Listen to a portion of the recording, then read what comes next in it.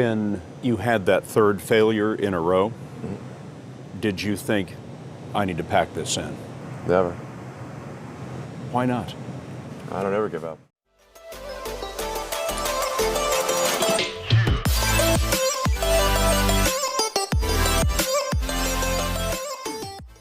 Particularly if you're starting a company, you need to work super hard. So what does super hard mean? Well, when my brother and I were starting our first company, instead of getting an apartment, we just rented a small office and we slept on the couch. And we showered at the YMCA, and we're so hot up we had just one computer. So the website was up during the day, and I was coding at night, 7 days a week, all the time. And I sort of briefly had a girlfriend in that period, and in order to be with me, she had to sleep in the office. So work hard, like, I mean, every waking hour. That's the thing I would say, particularly if you're starting a company. And I mean, if you do simple math, say like, okay, if somebody else is working 50 hours and you're working 100, you'll get twice as much done in the course of a year as the other company. The other thing I'd say is that So they're used to, their idea of an electric car is something that doesn't look good, isn't fast, doesn't have... is to attract great people. So either join a group that's amazing, that you really respect, or if you're building a company, you've got to gather great people. I mean, all a company is... So I think all transport, with the exception of rockets, will go fully electric. And so depending upon how talented and hardworking that group is, and the degree to which they're focused cohesively in a good direction, that will determine the success of the company.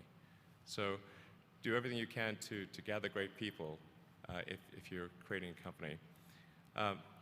Then I'd say focus on signal over noise.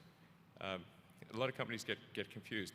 They spend money on things that don't actually make the product better. So, for example, at Tesla, we've never spent any money on advertising. We put all of the money into R&D and manufacturing and design to try to make the car as good as possible. I think that's the way to go. So for any given company, just can keep thinking about, are these efforts that people are expending, are they resulting in a better product or service? And if they're not, stop those efforts. And then the final thing is to sort of don't just follow the trend.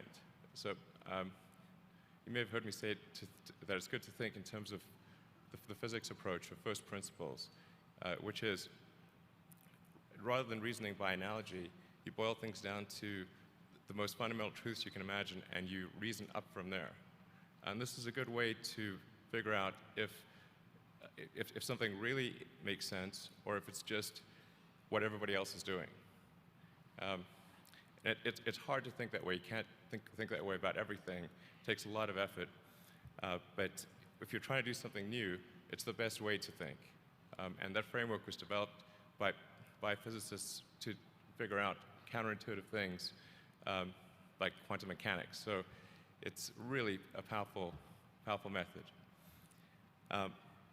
Anyway, so that's, and then I think that the final thing I would encourage you to do is, now is the time to take risk.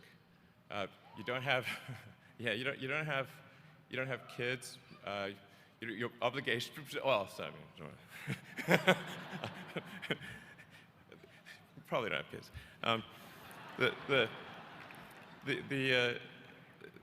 But as you get older, your obligations increase. So and once you have a family, you start taking risks not just for yourself, but for your family as well. It gets much harder to do things that might not work out. So now is the time to do that before you have those obligations. So I would encourage you to take risks now. Do something bold. You won't regret it.